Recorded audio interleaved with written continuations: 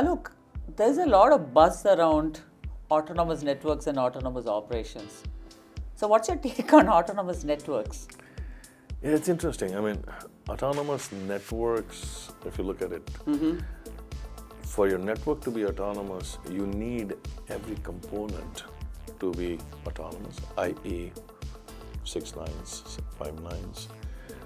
Makes it very expensive. You're going back to the old days of how networks used to be. Oh, that's true.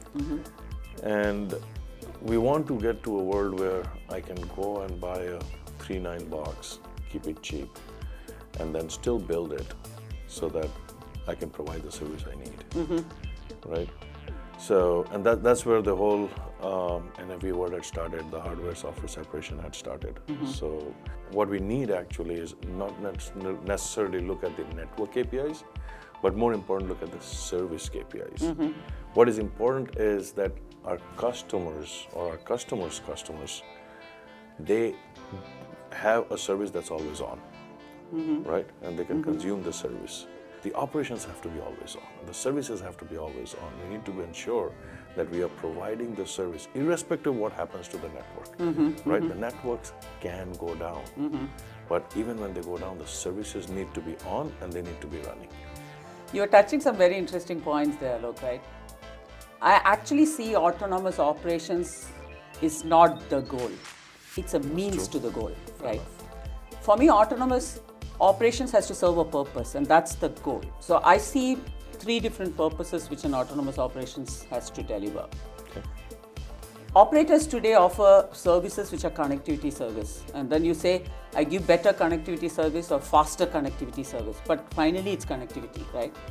So for me, it's like wearing a uniform. You have a red or a blue or a grey uniform, but it's like a commodity. It's a commodity. Yeah. So for me, the first purpose of autonomous operations is about service differentiation.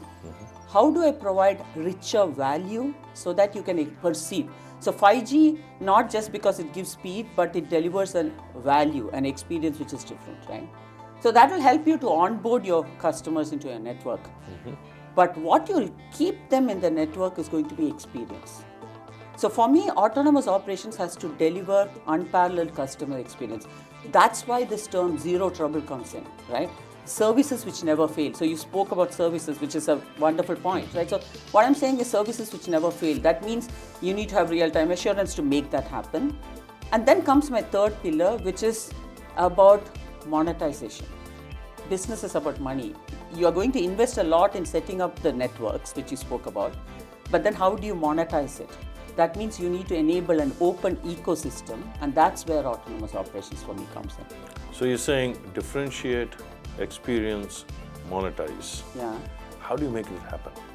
So for me, how I would solve it, I think it all starts with the same network you touched about, but the networks become open and programmable, right? So that means A, they're going to talk more. They talk more in terms of what they experience. In technical parlance, we call it KPIs or traces or logs or alarms. But finally, they are telling you what am I carrying in my network. That will help you to deliver the experience you touched about. But for you to guarantee the service, earlier the networks told you what they can do. Now, the services you tell what the networks should do. So that's programmability. You are able to configure the networks to operate it the way you want so that you can offer differentiated services. So key is for you to be able to provide autonomous operations, you make the networks programmable and then execute on that and ensure that your intent is actually being transferred to the network so that the programmable networks actually can deliver to them. Perfect. Awesome.